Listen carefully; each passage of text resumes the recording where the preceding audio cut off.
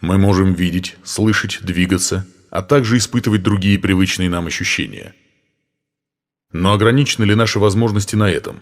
Не случилось ли так, что кто-то в своих интересах оккупировал самую главную способность каждого из нас, а затем запретил любые разговоры об этом? В итоге есть нечто, что кардинально изменило всю нашу историю и культуру, но мы об этом ничего не знаем. Что от нас скрывают? Кто построил свою империю за счет лишения нас полноценной жизни? Кто остановил развитие человека и кому это выгодно?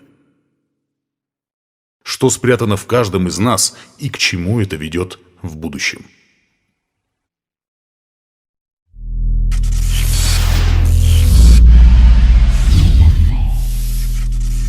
Ну, во-первых, я рад, что мы с тобой наконец-то снова встретились, и рад, что я сейчас общаюсь с человеком, который точно знает, что это есть, у него есть свой опыт, и наше общение будет более плодотворным.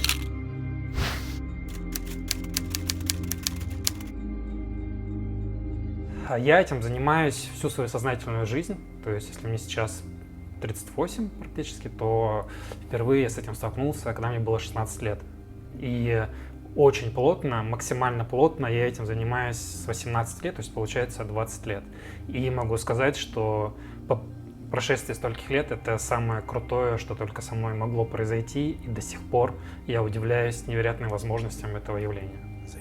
Фаза – обобщающий термин, включающий в себя все гибридные состояния, при которых активизируются центры осознанности в мозге во время фазы быстрого сна или REM sleep, когда человек видит сновидения. По ощущению, фаза выглядит как внетелесное переживание или осознание себя во сне. Ощущения при этом могут быть ярче физических, а реальное тело в кровати не чувствуется. Я так понимаю, что в России у тебя большая фан-база, ну не фан-база, а именно зрительская аудитория, которая… Практиков, да, которая часто посещает твои семинары, твои сборы. Ну, я на самом деле никогда не работал именно на сбор аудитории и так далее.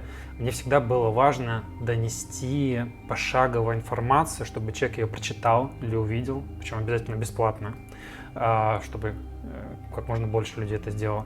И самое главное, чтобы они стали практиками. Вот что для меня важно. То есть не аудитория, а количество практиков, которые попробуют на себе, поймут, что мир на самом деле далеко не такой простой, как кажется на первый взгляд.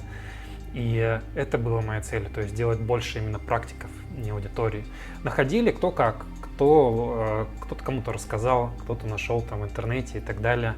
Но я могу сказать, что самое главное именно то, что за эти годы, первую книгу я написал в 20 лет, и за эти годы действительно появилось очень много практиков. И сейчас, когда я, допустим, открыл свою лабораторию, я пожинаю плоды этого, потому что я могу пригласить в свою лабораторию опытных практиков, которые могут это делать практически каждую ночь. И мы в итоге очень интенсивно теперь исследуем это явление. А расскажи про лабораторию, то есть где она находится и кто там сейчас работает? Ну, лаборатория находится в Новороссийске. Она технически начала работать еще в марте 2021 года, но официально с июля 2021 года. На данный момент работаю сейчас я там сам, отлаживаю все процессы, сам участвую в всех исследованиях, сам работаю с практиками, с оборудованием. Чуть попозже, когда я сам освою все, буду точно знать, как это должно быть, там будут работать, естественно, другие люди, и я буду больше контролировать эти исследования. Но все фундаментальные я, конечно же, буду делать сам. Задача изучить это явление на фундаментальном уровне и понять, что мы с этим можем сделать, даже не сколько практики, а весь социум в целом. То есть зачем нужно это явление человечеству, то есть не просто практика. И моя задача в лаборатории – это именно провести исследования, эксперименты, которые покажут, что это не просто какое-то развлечение, это не просто сны, это, это просто такая волшебная палочка для человечества, возможно, которая способна решить многие проблемы. То есть, допустим, с помощью этого явления можно получать информацию, к примеру, влиять на физиологию. И есть научные работы на эту тематику. И именно эти вещи мы будем изучать. Круто. А у тебя есть какие-то реальные примеры людей, твоих же, может быть, практиков, которые могли достичь какие-то выздоровления во время курса, то есть во время этого эксперимента, и, допустим, люди получали какие-то гениальные знания. Потому что я знаю, что с осознанным сновидением можно прорабатывать крутые вещи, такие как услышать музыку, может быть, даже какие-то уникальные сценарии. И вот с твоей точки зрения, почему это работает именно так? Как будто есть какая-то всемирная, такая вот вселенская такая база данных, информации. А простому человеку в бодрствовании она не всегда приходит как гениальные мысли и так далее. Но в осознанном сновидении это можно намного быстрее получить. Как ты можешь объяснить этот феномен? Ну, отвечу сначала на первый вопрос по поводу, есть ли практики, которые это применяли. В принципе, если поговорить с практикующими на постоянной основе, даже кто случайно это делает, то, наверное, каждый второй расскажет историю, как он либо получал информацию, которую применял в своей жизни, либо влиял на свой организм. Эксперименты Михаила Радуги в Калифорнии показали, что фаза объясняет многие религиозные чудеса, похищения инопланетянами, а также большинство сверхъестественных явлений. Невероятно, но на этом список только начинается. Но проблема в том, что вот ты общаешься, тебе люди об этом рассказывают. Но чтобы это признало общество, нужны исследования, цифры, которые исключают человеческий фактор, то есть приборно. И именно для этого, к примеру, существует лаборатория, чтобы вот эти все разговоры вынести в реальные научные работы, опубликовать их в рецензируемых журналах и так далее. То есть это все точно есть, с этим сталкиваюсь я постоянно, с этим сталкиваются все, но нужны подтверждения на бумаге, на цифрах и так далее. Это раз. По поводу того, откуда все это идет, допустим, откуда информация берется. Ну, это может быть подсознание, да, это может быть какое-то параллельное измерение и какое-то информационное поле. Но я последние годы исхожу из того, что состояние осознанного сновидения, внетелесные переживания или даже сонный паралич — это возможность для человека контактировать с собственной гениальностью.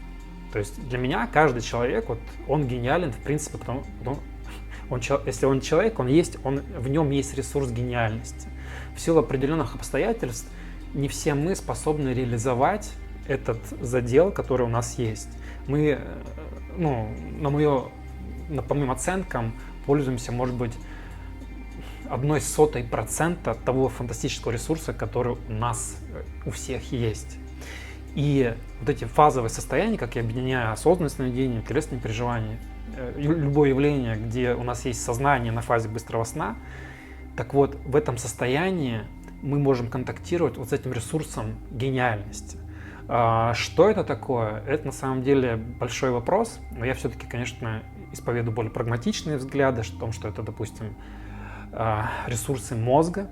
И на мой взгляд, что когда мы находимся в этом состоянии, то пространство, которое нас окружает, оно такое же реалистичное, как мы сейчас друг друга видим. Так вот, принципы, за счет которых формируется это пространство, они очень близки к квантовой физике. И я не говорю, что это квантовая физика чисто, конечно, это не так, но свойства пространства очень близки, они очень похожи. Если мы берем квантовую физику, настоящую квантовую физику, не ту, которую эзотерики занимаются, они зачастую не понимают вообще, о чем говорят, а именно классическую. И смысл в том, что, возможно, когда мы находимся, допустим, во сне, в осознанном сне, понимаем, что мы спим, вот то пространство, которое есть вокруг нас, возможно, это такой интерфейс уже готовых квантовых вычислений. То есть, грубо говоря, у всех у нас есть такой мега мощный квантовый компьютер, компьютер, который работает по схожим с квантовыми компьютерами системам, и находясь во сне, грубо говоря, у нас есть интерфейс, вот это пространство сна, как интерфейс взаимодействия с тем, что это пространство создает. Я простой пример приведу. Допустим, ты вдруг находишься во сне, понимаешь, что ты спишь во сне, да? И в этот момент ты решил, к примеру, оказаться в лесу. Ты закрываешь глаза, фокусируешь внимание, что ты в лесу, идешь в этот момент, начинаешь чувствовать запах леса, да? Открываешь глаза, и ты находишься реально в лесу. И в этот момент вокруг тебя там за секунду прорисовалось сотни деревьев. На каждом дереве там иголочки, листики. Подходишь к дереву, там кора, там букашки ползают. А травинку выдергиваешь, там жилки, травинки. Все это прорисовало что-то внутри твоей головы за какие-то мгновения. Если тебе дать всю твою жизнь, дать тебе вот, там, лучшие краски, карандаши и так далее, ты за всю свою жизнь даже один кадр вот из этого всего не сможешь так точно, детализированно, реалистично нарисовать. Но что-то внутри тебя берет и создает это за просто мгновение. И не просто статичный кадр. Дует ветер, все эти травинки, листики, они все подчиняются математической модели ветра. То есть невероятно мощный ресурс, и вполне возможно, что вот пространство сновидения, оно выступает интерфейсом, грубо говоря, переводчиком между нами, вот такими немножко тупыми, да, и вот этим чудовищно мощным ресурсом. И именно, может быть, поэтому это возможно. Но это, опять же, все нужно исследовать. Я больше чем уверен, что в ближайшие годы мы узнаем ответы на то, что же это такое, и будем знать, как это можно применять. Люди в мире фазы могут путешествовать, получать информацию, заниматься самолечением, развивать творчество и реализовывать все неосуществимые в физическом мире желания.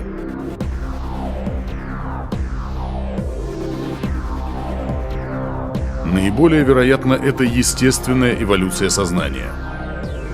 Не зря фаза характеризуется включением лобных частей мозга в REM Sleep.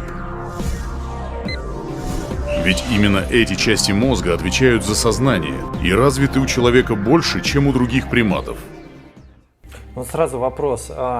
Вот то пространство, квантовое пространство, вот, грубо говоря, этой фазы, оно возникает у нас в голове, или это дополнительное пространство, в которое могут попадать и подключаться люди, которые находятся в фазе? Как ты считаешь? То есть вот момент очень важный. Вот эти все физические, математические данные, которые фаза берет, или там опыт, или, ну, то есть, допустим, я там говорю о том, что я хочу оказаться в Париже, да? Я попадаю в Париж. Это основано на моем опыте или на опыте уже квантового пространства, которое собирает со всех щелей, грубо говоря, со всеих умов информацию о том, что такое Париж? Вот как ты думаешь? Ну, если бы я оперировал возможностями какого-то внешнего там пространства и так далее, то навряд ли бы мне удалось опубликовать научную работу в международных изданиях, потому что я все-таки, конечно, отталкиваюсь от того, что это ресурс наш собственный, но проблема в том, что человек, когда об этом думает или говорит, он зачастую не подозревает мощность этого ресурса, и поэтому ему кажется, ну это то, что я и так знал, и поэтому, наверное, в этом нет ничего особенного. Но в действительности этот ресурс, он там, в 1000 раз мощнее того, что тебе кажется, что ты знаешь. Вот. Но здесь важно есть еще но. Я не исключаю того, что я ошибаюсь. И, возможно, это действительно подключение к какому-то другому пространству информационному и так далее. Я там даю пару процентов на то, что это вот так. Но проблема в том, что если ты хочешь двигаться дальше, тебе нужна более такая забетонированная почва, фундамент, чтобы двигаться. А это только прагматичный взгляд. Если отталкиваться на какие-то параллельные измерения, то далеко с этим не уйдешь в реальных исследованиях. Да, а вот в случае с выздоровлением людей, прорабатывание каких-то медицинских вопросов, с чем это связано? Но это уже другая история. Здесь, на самом деле, я могу очень много привести примеров о том, как это работает, за счет чего это может работать. Существуют научные работы, опубликованные, связанные с этим. Более того, у нас даже есть тоже опубликованная научная работа, связанная с влиянием на свой организм и сна. На самом деле в этом нет ничего такого сверхъестественного. Есть целый ряд научных работ на эту тематику. И особенно сильный эффект связан с психологией. И, допустим, у меня у самого был случай, еще там в юности, первые годы, когда я занимался, 1 секунда нахождения в этом пространстве, 1 секунда решила проблему, из-за которой страдал много лет. И у меня была фобия определенная, которую, ну, я еще был подростком, и я реально ночью, допустим, не мог спать из-за нее. И тут в один момент я решил мысленно с этой фобией встретиться, и в ту секунду, как только я в этом состоянии встретился, это исчезло из моей жизни на 99%. То есть в контексте психологии, комплексов здесь максимальный эффект.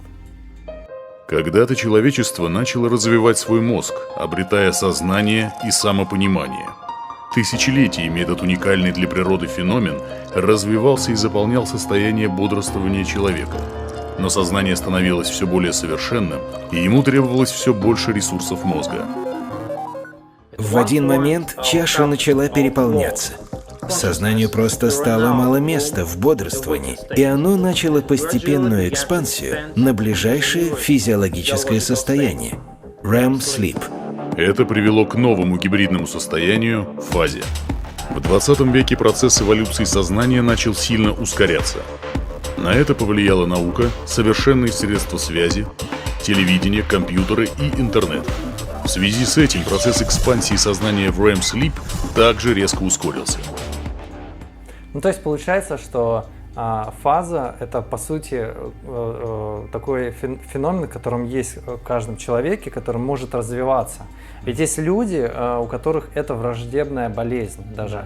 Они не могут, наоборот, избавиться от вот этих вот путешествий. И чаще всего иногда фаза, можно так сказать, она начинает очень усложнять жизнь людям. Да. То есть люди начинают какие-то видения даже в нашей жизни видеть, они начинают рассуждать так, что ими руководит фаза. То есть у тебя были такие примеры людей, которые приходят к тебе на практику, и мог ли ты решить их проблемы в этом плане? Ну, во-первых, нужно сказать, что действительно явление для каждого. По нашим исследованиям мы проводили опрос, мы просто спросили 1000 человек на улице. Чтобы подтвердить или опровергнуть эти данные, мы опросили обычных прохожих на улице, был ли у них хоть раз внетелесный опыт. Скорее всего, нет. Нет, ничего подобного не испытывал. Не думаю, что испытывала подобное. Это все выглядит достаточно странно. Я проснулся и попытался встать, но я не мог. Это ощущалось, как будто что-то тянуло меня обратно. Тогда действительно сильно испугался. Ты пытаешься встать, но безуспешно. Когда это произошло, я чувствовал, как я вылетел из тела. Как душа или привидение. Я реально видел себя спящим на кровати. По ощущению, я парил в воздухе. Затем мне пришлось трогать свой лоб, чтобы знать, что я проснулся. Это было очень странно. Это кажется невероятным, но такой, казалось бы, редкий феномен, как выход из тела, в реальности распространенное явление. Даже по самым минимальным статистическим расчетам, с осознанием во сне хотя бы раз сталкивалось не менее 60% населения Земли. Внутри моего сна я увидел много игрушек вокруг. Затем я начал чувствовать, что пробуждаюсь. И потом я помню это чувство, что я пытался схватить все эти игрушки вокруг меня. Я просто пытался взять их с собой в реальную жизнь. Когда я был ребенком, я начал видеть обыкновенные бессмысленные сны. По непонятной причине я вдруг начал понимать, что во снах нет смысла. Это позволило мне понять, что я во сне. Так начались мои осознанные сновидения. Это произошло несколько раз, может быть, 5 раз, что я помню. Это было очень здорово. Это классно, когда ты просыпаешься во сне, понимаешь, что спишь, и можешь делать все, что тебе захочется. 88% хотя бы раз фазовые явления происходили в жизни. А у 43% одна из форм фазовых состояний происходит часто. То есть это не какие-то супергуру, да, там где-то там в Тибете живут. Обычные люди на улице идут, ты их спрашиваешь, осознанные сновидения, телесные переживания, сонные параличи и так далее.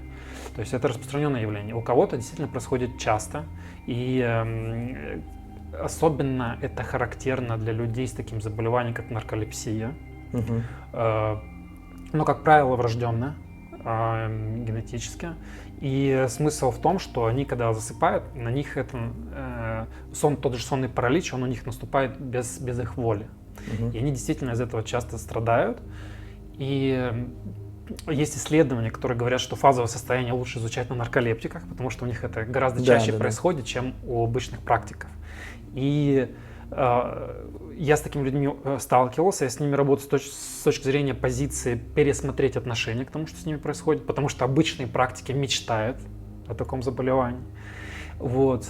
Но по-настоящему с ними работать буду вот в следующем месяце в лаборатории. Ко мне приедет сразу несколько нарколептиков, которые в тяжелой форме страдают этим заболеванием. И я буду с ними впервые в жизни вот так плотно работать с оборудованием и понять, в чем же проблема, почему из года в год они все равно пугаются. Хотя, допустим, обычный человек, сталкиваясь с параличом, ну, первый раз ты испугаешься, второй раз испугаешься. Если ты там третий раз за неделю с ним столкнешься, ты уже не будешь особенно пугаться. Но они по какой-то причине годами боятся, и у них там кошмары происходят, просто их там убивают, какие-то монстры. У меня даже есть примеры знакомых, которые живут этим феноменом, и они даже как-то руководствуются судьбой своей. Да, но когда вот ты с ними общаешься, на первый взгляд, допустим, я думаю, блин, да я бы хотел тоже такое заболевание, потому что мне нужно усилия применять, да, определенные, а им ничего не надо, они вот ложатся, и у них это происходит. Но я вот в ближайшие недели как раз-таки полностью проясню для себя, в чем там проблема. Дот Стоул-Орфи работает полицейским и живет в городе Вентура в Южной Калифорнии. Когда я первый раз получил внетелесный опыт, я проснулся, но не двигался. И немедленно я начал чувствовать очень сильное ощущение погружения. И все стало черным. И я чувствовал, как погружаюсь в свою кровать, что было очень страшно. Неожиданно я оказался парящим в воздухе над своей кроватью. Это было здорово, потому что я мог посмотреть вниз и видеть мою жену в кровати со мной. У Дода большая и дружная семья. Проведение времени с ней – его любимое развлечение. Однако он имеет еще одно главное увлечение – практику фазы, которой он занимается почти 3 года. У меня было 59 опытов. Большая часть из них – осознанное сновидение, когда я сплю и понимаю, что сплю. Чуть меньше опытов – внетелесные переживания, когда я должен делать техники, чтобы выйти из тела. А ты можешь вот сейчас на основе своего опыта, я помню изначально, когда ты начинал делать первые свои мастер-классы, да, были стандартные вот эти вот практические симуляции, да, то есть это вращение, это контакт со своими там, допустим, руками или контакт там с каким-то предметом в голове у себя. Ну, я так вкратце сейчас говорю. И визуализации, да, то есть ты предлагал людям попытаться сделать это в течение 3-4 секунд на фазе вот как бы засыпания, на моменте засыпания. Вот. У тебя есть какой-то сейчас вот реально, вот, наверное, ноу-хау, сейчас вот такой практический совет, вот как лучше всего попасть в фазу, даже если ты не понимаешь, о чем речь, или ты, допустим, хочешь попасть, но ты не знаешь, как это сделать. Вот самый какой-то простой элемент. Ну, во-первых, у нас исследование техник осознанного явления динамически развивается, и у нас на подходе новый, абсолютно принципиально новая методика, связанная с перепрограммированием циклов сна. Но есть простые действительно вещи. Допустим, самый простой вариант, который можно рекомендовать, если вы хотите вечером это пережить, ложитесь в неудобном положении для сна и попытайтесь уснуть в этом положении. И вы будете находиться в этом плавающем состоянии, и не сон, и не явь. И высока вероятность, что в одно из этих всплытий вы там почувствуете вибрации или сонный паралич и так далее. Круто. А второй вариант, ты ложишься спать и с какой-то целью конкретно, зачем ты хочешь попасть в фазу, и начинаешь, просто об этом думаешь на засыпании. Есть вероятность, что на пробуждении либо во сне ты просто осознаешься. На самом деле проще всего, вот именно процент эффективных попыток, это на пробуждении.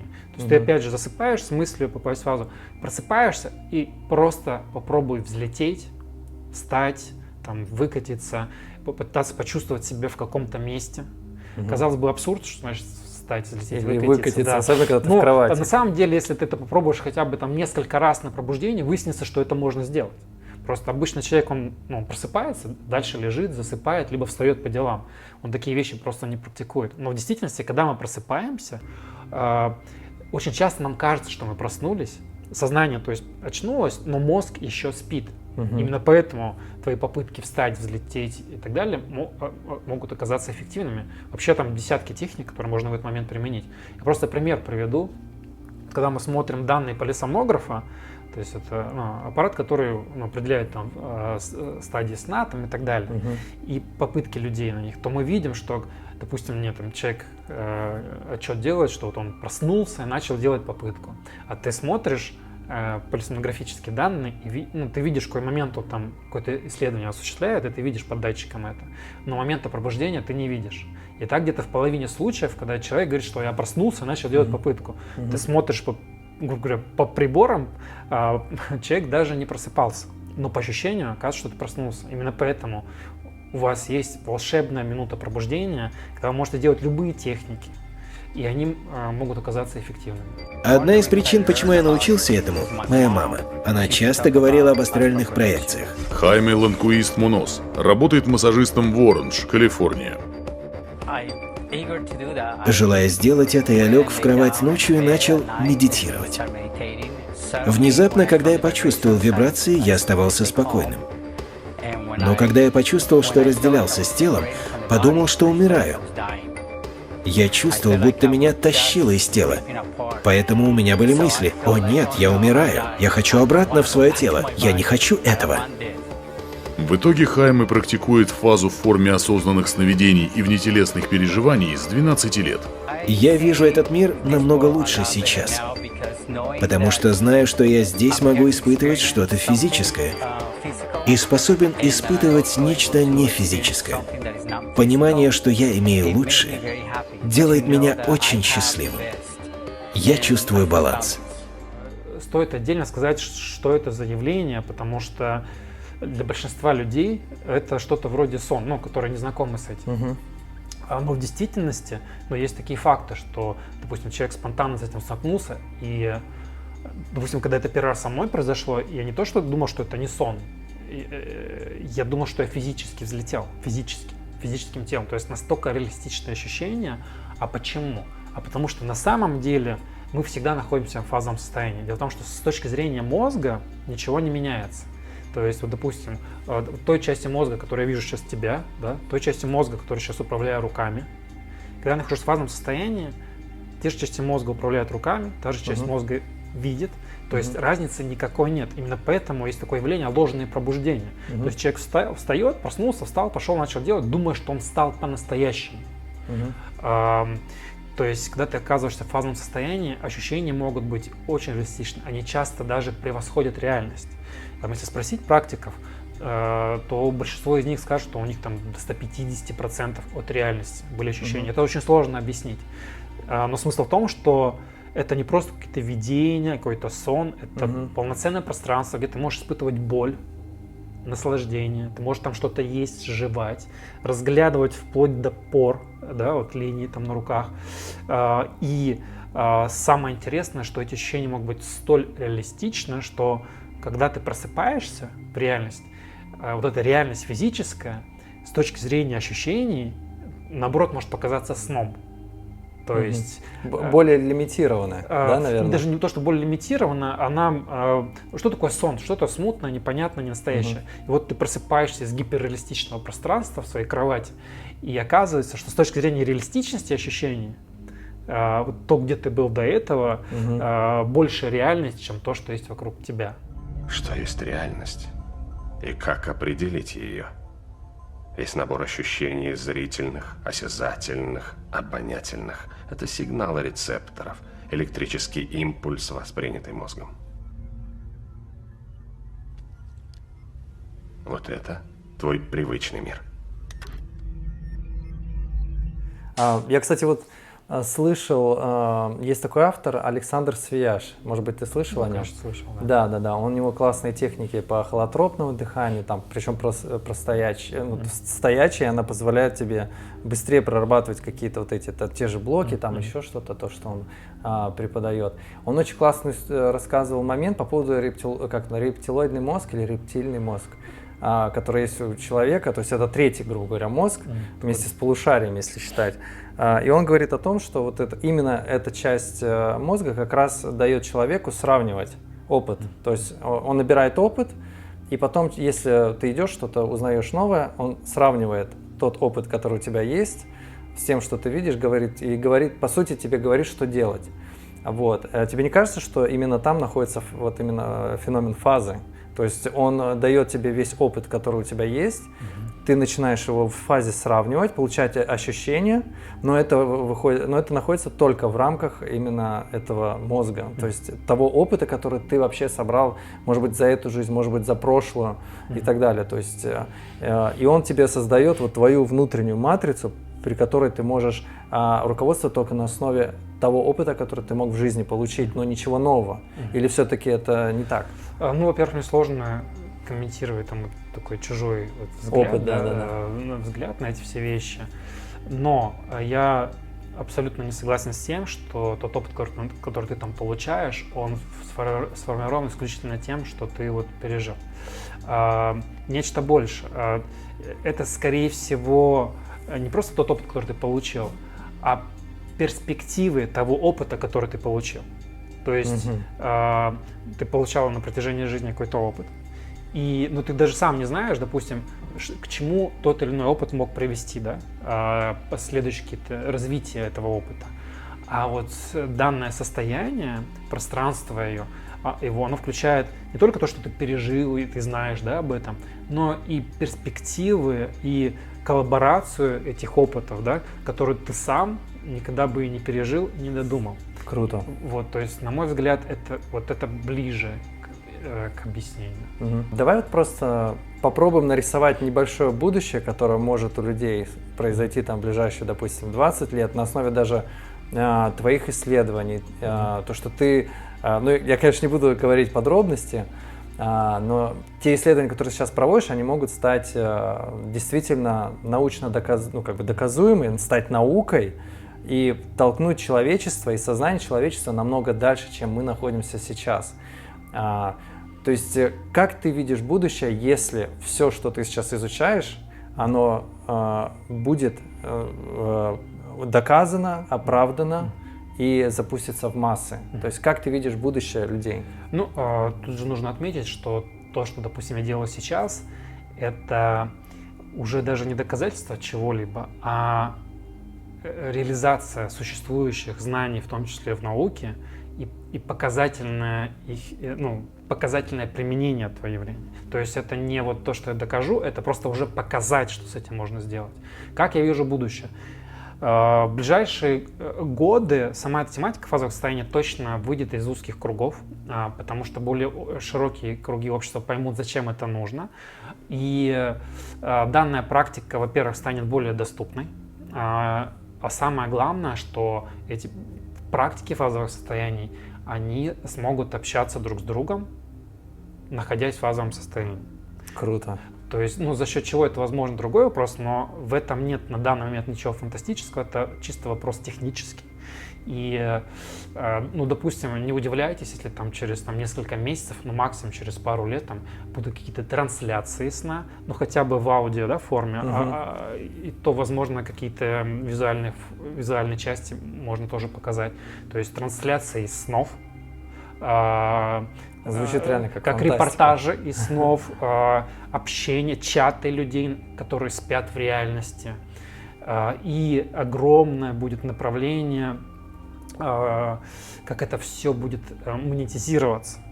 То есть появятся точно компании, которые будут предоставлять услуги практиков для решения, допустим, каких-то проблем. Проблемы не все, но определенного типа наверняка можно решить только в таких состояниях. Поэтому это будет массово. Практики будут общаться не только в реальности, но и в самом фазовом состоянии. В общем, самые невероятные вещи, они вот во всей этой истории, они как раз-таки происходят или произошли прямо вот эти недели, эти месяцы. 2021 год, он вот такой переворотный вообще во всей этой истории.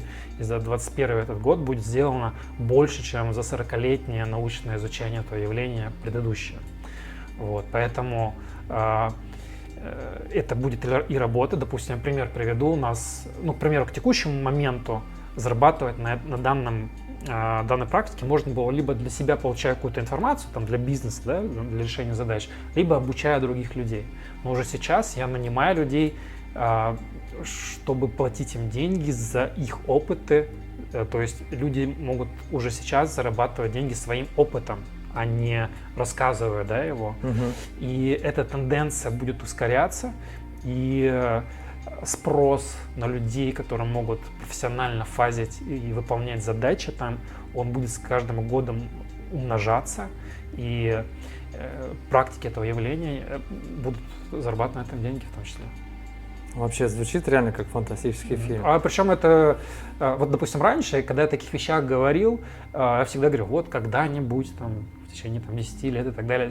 Вот то, что я сейчас проговорил, это реальность современного мира, того, что происходит прямо сейчас, не когда-нибудь. Все это вот буквально недели, месяцы для вот фундаментальных вещей. Что-то мы уже сделали, там, не могу, да, раскрыть полностью, но вот этот год, 21-й, самый крутой в нашей тематике. То есть ты потенциально можешь стать кандидатом Нобелевской премии? Нет, навряд ли я когда-то стану, точно об этом не думаю, но я просто вижу конкретные пути и решения задач, которые вот накопились за эти годы, и они прорвутся именно в 2021 году. Популярность фазы растет с каждым днем. Если так будет продолжаться дальше, то этим скоро будет заниматься большая часть планеты. Эти революционные изменения в сознании человечества неизбежны. Фаза — это единственное, что наша цивилизация еще не освоила.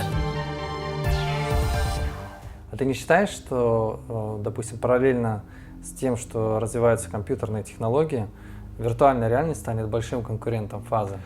Потому что они также могут подключить все сенсоры. Ну, то есть сейчас мы это все видим в очках, там какие-то вот эти shields, которые одевают людям, чтобы они могли максимально ощущать себя в этой реальности. И причем я, когда пробовал первый раз какие-то вот эти хедсеты, у меня после где-то, наверное, 30 минут пребывания в виртуальной реальности, вот когда снимаешь, у тебя ощущение, что опыт продолжается. То есть ты не можешь различать.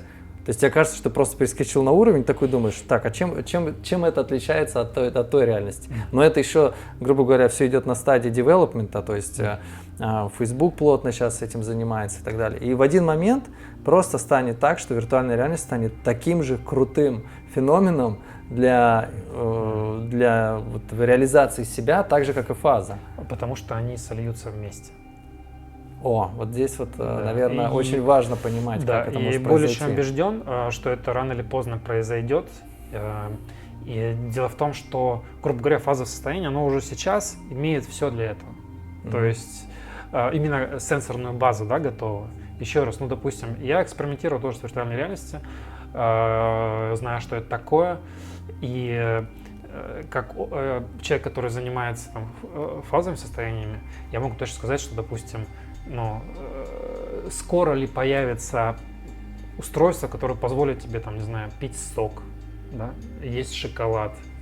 А в фазе ты уже можешь это сделать сейчас. Я молчу там какие-то наслаждения, которые абсолютно реальны, да, в ощущениях, все достоверно. И развитие виртуальных технологий, виртуальной реальности, у них просто нет другого варианта, как освоить в конце концов наши сны. Я не вижу, ну, лично я не вижу другого варианта, и я прекрасно понимаю, что рано или поздно эти вещи сольются воедино, и вот тогда будет очень интересно Круто. жить. Но ты не видишь в этом какую-то опасность для человечества? Что все увлекутся второй реальностью, забудут про это? Ну вот, может быть, это так же опасно, как интернет, к примеру. Да? Интернет действительно опасен. То есть люди сидят там часами, жиреют, меньше активности, умирают много лет раньше из-за этого. Когнитивные дисфункции, стресс, несчастье и так далее. Это то, с чем сталкиваются люди, проводя там часами в интернете. Но мы же не можем от этого, да, избавиться. То есть это в какой-то степени будет действительно вредить, но те возможности, которые это будет давать, они будут перевешивать вред. Главное нам заранее это все просто понимать, учитывать. И, допустим, я действительно, когда я смотрю наперед, я понимаю, что люди, они действительно они могут вот бросить все и уйти в эту реальность и пострадать из-за этого. Я заранее это понимаю и заранее пытаюсь найти пути развития так, чтобы это было с минимальным ущербом для людей, чтобы они не перебирали. Потому что я убежден, что жизнь человека, она вот наиболее сбалансирована и приносит больше удовольствия и качества ее, когда все в меру. Да. Вот, то есть фазовое состояние без реальности не очень хорошо. И реальность для меня без фазового состояния тоже не очень хорошо. Вот когда оно все есть, все в меру, вот тогда жизнь начинает цвести, и ты получаешь более широкий спектр ощущений. То есть должно быть все вместе. Любой перевес ничего хорошего не даст. Ну, это, наверное, последний вопрос. Сколько ты рекомендуешь, допустим, после этого выпуска, может, кто-то захочет делать практику фазы, да, хотя бы понять, что это такое. Сколько ты рекомендуешь раз хотя бы в неделю пытаться это делать, и какие возможные, не то чтобы побочные эффекты, но я знаю, что есть период, когда ты можешь несколько раз может получиться, и потом просто перестать получаться. Это связано просто с организмом, да, и со здоровьем человека, на самом деле, потому что мозг активный в этот момент. Все очень просто. Есть грубейшая популярная ошибка новичков. Они приходят к этой тематике и начинают пробовать каждый день. Это самая глупая ошибка. Вы можете пробовать каждый день при условии, если у вас уже получается. Да, почти каждый день ты можешь пробовать, сколько тебе влезет. До тех пор, пока большинство твоих попыток неудачные, пусть это будет 2-3 дня в неделю, но вот в те дни, когда есть возможность подольше поспать, сфокусироваться и сделать. Это лучший, самый короткий путь к успеху. Особенно самый лучший момент, это когда, допустим, выходной, есть возможность подольше поспать, ты просыпаешься, вроде бы и не хочешь спать, но все равно засыпаешь, да, потом снова просыпаешься, вот такая дрема, да, идет. Вот эти моменты, они самые эффективные, потому что физиологически ты почти всегда просыпаешься в нужном состоянии. Тут можно просто применить какие-то техники, ничего сложного уже делать не нужно.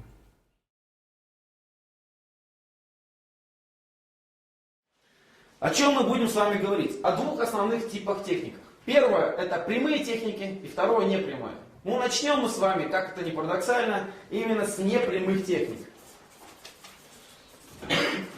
Непрямые техники. Итак, первый момент, когда лучше делать.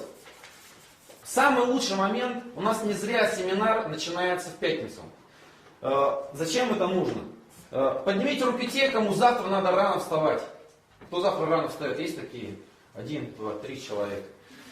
Все-таки большинству рано вставать завтра не надо, и именно поэтому вы сможете применить отложенный метод. У меня в 10, кстати, тоже рано. Ну, в действительности это уже нормально. Отложенный метод – это то, что вы завтра должны обязательно пробовать.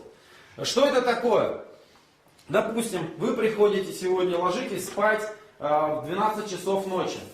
И просто ложитесь спать и при этом заводите будильник на 6 утра. То есть завели будильник на 6 утра и спим до тех пор, пока он не зазвонит. Проснулись в 6 утра, 5 минут встали, походили, не знаю, выпили там воды, вспомнили, что нужно делать. И снова где-то в 6:05 ложимся спать с мыслью: сейчас проснусь, буду просыпаться чаще, чем обычно, и буду пробовать что-то сделать. В чем суть? Если вы таким образом прерываете сон, немножко выспавшись, то дальше, когда вы будете спать, остаточный сон будет очень поверхностный и прерывистый.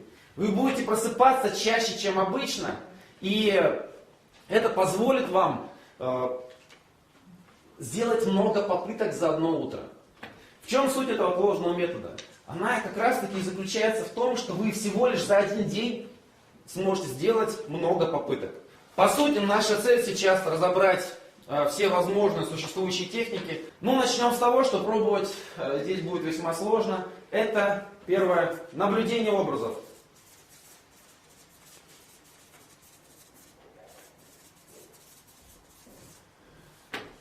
Наблюдение образов. Если смотреть по статистике, то на текущий момент наблюдение образов по эффективности занимает 2-е место. То есть уступает только фантомному раскачиванию, о чем мы отдельно с вами поговорим. Что такое наблюдение образов? Допустим, простой пример. Поднимите руки те, кто засыпая или просыпаясь, постоянно видит какие-то картинки, образы, изображения. Поднимите руки. Постоянно? Хотя бы вообще знает, что это такое. Постоянно. Вот, хорошо. Вот это и есть те самые образы. В чем суть? Я просыпаюсь и 3-5 секунд подчеркиваю, 3-5 секунд я, не открывая глаза, пытаюсь понять, есть образы или нет. Я вглядываюсь в пустоту перед собой, пытаясь разглядеть образы. 3-5 секунд, не больше. Если за это время я вдруг понял, что я вижу образы, что-то есть хотя бы смутно где-то издалека, но оно есть. Я продолжаю дальше наблюдать, то есть останавливаюсь на этой технике, начинаю рассматривать образы. Но делать я это должен, не всматриваясь в образы, а панорамно. Что произойдет с образом, если всматриваться детально в них, когда они только появляются? Да, они исчезнут, расплывутся и так далее. Поэтому образ появляется, вы панорамно их разглядываете. То есть видите какую-то картинку и целостно, панорамно смотрите на эту картинку. Тогда она будет становиться четче, реалистичнее, стабильнее. И в какой-то момент картинка станет такой же четко, как вот сейчас вы меня видите. Это означает, что вы можете применить техники разделения. То есть проснулись, 3-5 секунд наблюдаем, есть картинка или нет. Если картинки нет, мы идем дальше. Если картинка есть, мы остановились и начинаем наблюдать образы, чтобы они становились все красочнее и реалистичнее. Панорамно в них всматриваемся. Как только образ стал четкий, вас либо в него затащит, мы завтра это обсудим по факту уже, либо, как только вы понимаете, что образ четкий, надо тут же разделяться со своим телом. Как разделяться, попозже поговорим. Вторая техника – визуализация рук.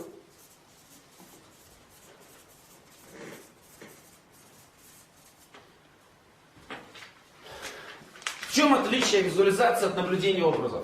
Как вы вот по-своему это видите? При визуализации мы что-то умышленно представляем, создаем. При наблюдении образов мы искали, вот есть оно или нет, да? То есть само по себе должно быть, не надо этого создавать. При визуализации рук ровно обратная картина. Давайте сначала я пишу, потом мы с вами попробуем. Вот, допустим, я проснулся. В течение 3-5 секунд я пытаюсь перед собой, смотрите на меня внимательно, как я, вот, допустим, проснулся, я начинаю представлять, что руки сейчас мои передо мной, что я их тру вот таким образом и пытаюсь увидеть одновременно. То есть глаза не открываю, сами руки лежат, но я пытаюсь во что бы то ни стало представить, почувствовать их перед собой. И вот эти воображаемые руки, начинаю их тереть и пытаться увидеть прямо вот перед собой с близкого расстояния, чуть выше уровня глаз. Во что бы то ни стало, пытаюсь их увидеть и почувствовать перед собой. Если в течение 3-5 секунд ничего не произойдет, никаких ощущений необычных не возникнет, я меняю технику. Если же в этот момент, когда я буду тереть руки или пытаться их увидеть, они начнут появляться, либо ощущение будет возникать от того, что они появляются, либо я начну их видеть, либо чувствовать, я останавливаюсь на этой технике и тру и визуализирую руки до тех пор, пока я их не буду видеть так же, как я их вижу сейчас. В этот момент вы уже не будете чувствовать реальных рук. Ваши ощущения будут перед собой. Вы реально будете чувствовать руки, вот эти фантомные, которые вы изначально визуализировали, так же, как если бы это были настоящие руки. Как только это произойдет, как только вы поймете, что вы видите или чувствуете руки, вам осталось просто встать. Разделение мы сейчас его обсудим. Все очень просто. Просыпаемся, пытаемся почувствовать руки перед собой, увидеть.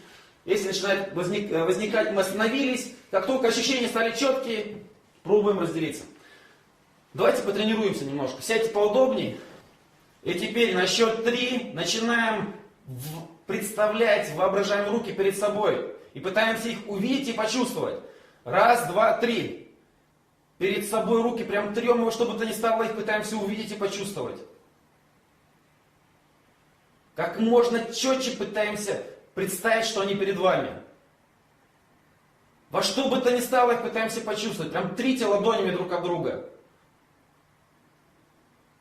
Пытайтесь их разглядеть, почувствовать. Расслабились, ничего не делаем, отвлеклись. На счет 3 снова. Раз, два, три.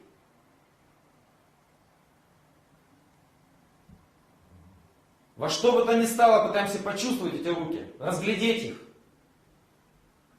Трем их друг от друга. Ладонями, в кулаках, сжимаем, разжимаем. Пытаемся их увидеть во что бы то ни стало прямо перед собой. Еще сильнее пытаемся почувствовать, во что бы то ни стало. И добиться в конечном итоге надо не какого-то воображаемого, вот я вижу руки. Вот как и сейчас я их вижу, да, вы должны будете их видеть точно так же. Надо понимать, что это все-таки твои руки, да? И так же Не обязательно, если вы видите что-то, это уже означает, что Тактильно ощущать, да? Вот. прям тактильно и видеть их нужно. В конечном итоге вы должны реально это видеть. Следующий момент. Вращение. Вращение. Также известная, популярная, эффективная техника. Если смотреть по статистике, то это на данный момент 3-я по эффективности техника. Работает очень хорошо, причем чаще всего у женщин себя она проявляет лучше всего. Не знаю по какой причине. Итак, вращение. Тоже сначала объясню, потом мы с вами попробуем. Допустим, я опять проснулся или после другой техники. 3-5 секунд опять. В секундах дело. 3-5 секунд. Я представляю, что я кручусь вокруг своей оси, пытаюсь это представить как можно четче, реалистичнее. Вот я лежу на кровати. Стоя? Не, вот как проснули. Вот как вот я лежу и вот так вот крутиться. Если ничего интересного не возникает за 3-5 секунд, техника меняется. Если же вдруг возникают шумы, вибрации, и либо самое главное ощущение вдруг становится реалистичным. Ты вроде сначала его представляешь, а тут вдруг замечаешь, что ты не сколько это представляешь, а сколько реально начинаешь крутиться. Еще сильнее начинаешь фокусировать внимание на этом, и через несколько секунд ты вдруг понимаешь, что ты реально крутишься. То есть сначала ты представлял, а тут ты понимаешь, что ты реально вращаешься вокруг себя. Ну, это означает, что вам осталось просто встать и разделиться. То есть логика такая же, точно простая. Начинаем делать технику. Если она начала себя проявлять, мы на ней останавливаемся больше, чем на 3-5 секунд. Реализуем ее дальше. Как только она ярко себя начала проявлять, это означает, что можешь разделиться. Если за 3-5 секунд техника не сработала, мы ее меняем. Давайте с вами попробуем эту технику тоже сразу же. Садимся поудобнее, закрываем глаза.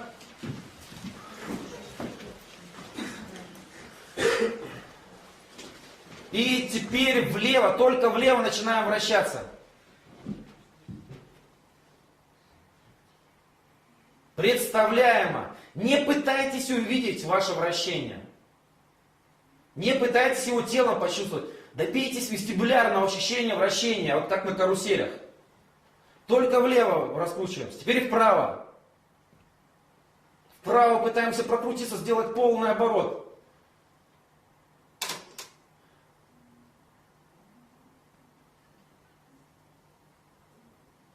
Влево снова.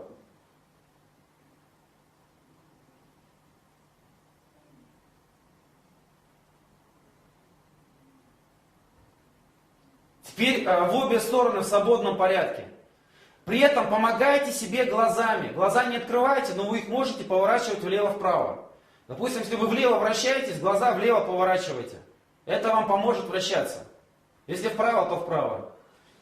И пытайтесь полностью прокрутиться. У кого не получается, пытайтесь прокрутиться. Не пытайтесь увидеть, не пытайтесь почувствовать тело. В голове самое главное. У кого получается вращаться, раскручивайтесь сильнее.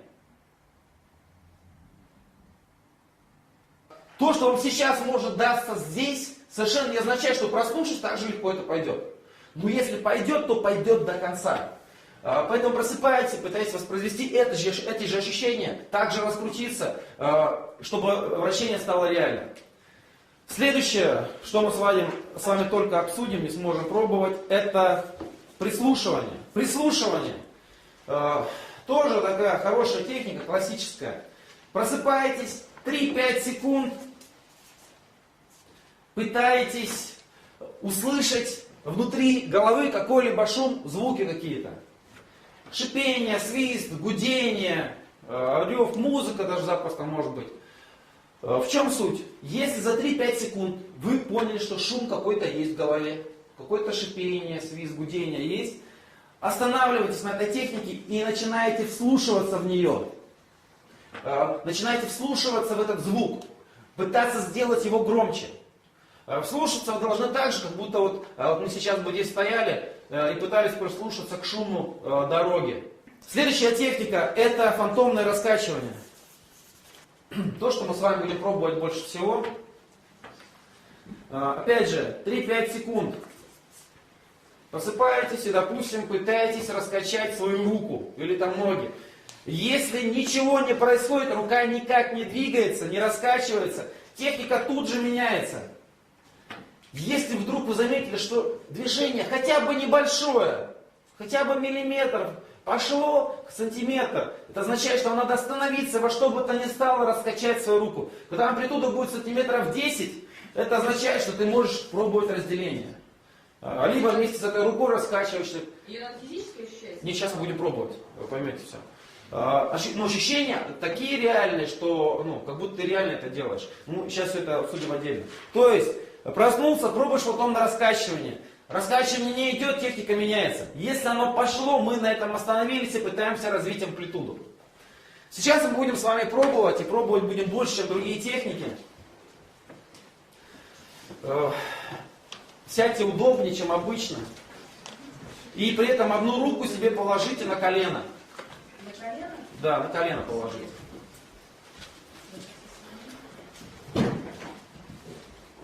Положите ее так, чтобы она была полностью расслаблена, висела, лежала буквально. В локте не была напряжена ни в коем случае. Пока смотрите на меня, объясню, что мы будем делать.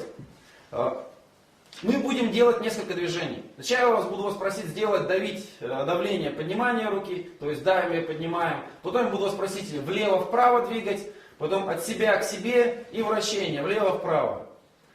При этом учтите важнейшую вещь. Это тот момент, на котором большинство делают основные ошибки.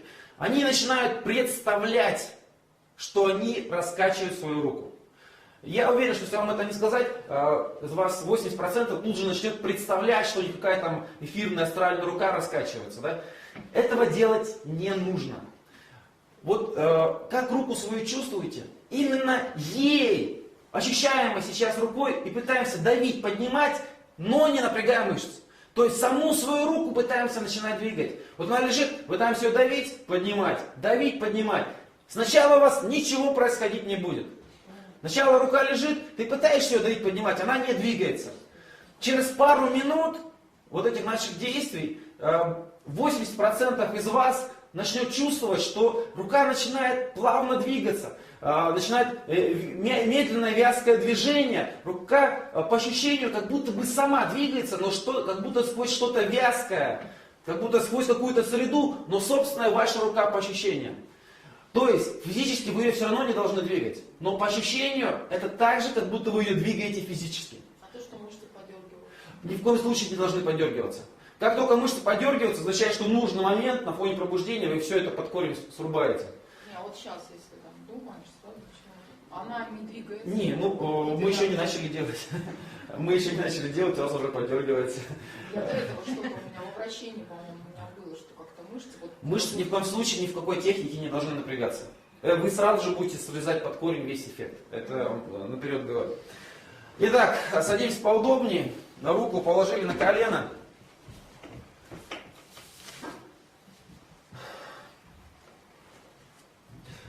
Сначала в течение 15 секунд расслабьте свою руку, кисть саму.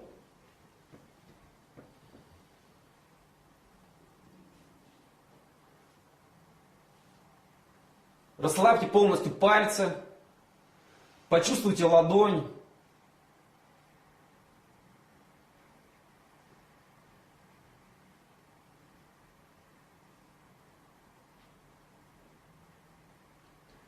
Теперь вместе со мной, слушая меня, начинаем давить вниз руку. Давим ее вниз, не напрягая мышц. Мышцы никакие не дергаются, не напрягаются.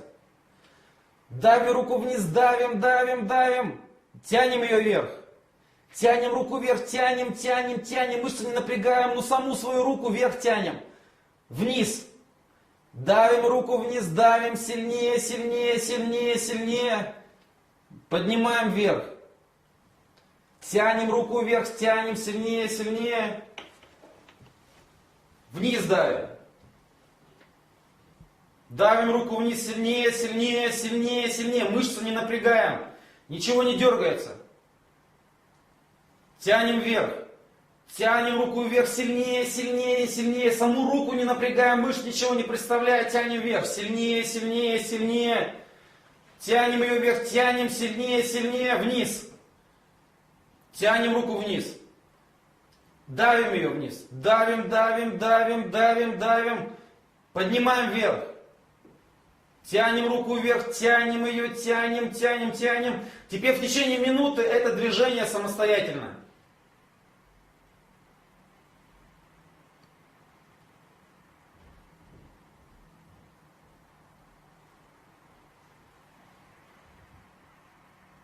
Не представляете. Сама рука по ощущению, именно она должна двигаться.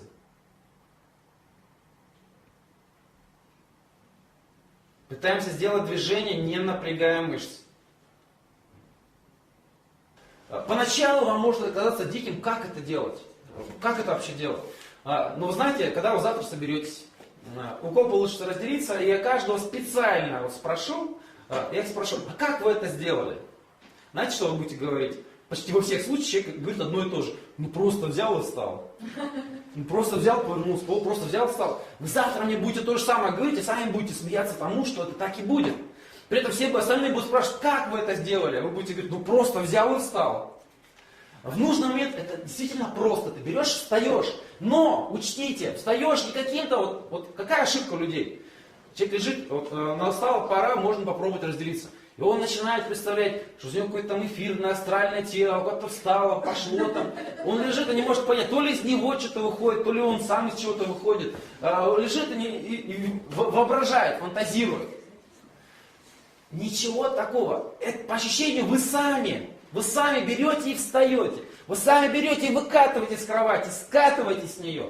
Вы сами берете и пытаетесь взлететь. Вы сами, не напрягая мышц, пробуйте сделать это действие. Так что дерзайте, ребята, нужно пробовать все миры, все реальности, пока мы можем еще что-то в этом мире делать.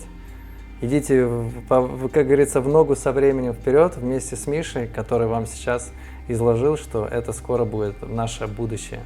Спасибо, Миш, очень было приятно с тобой познать новые направления жизни и пробовать какие-то новые вещи, чтобы развиваться и идти вперед. Спасибо, что пригласил, и до встречи в фазе.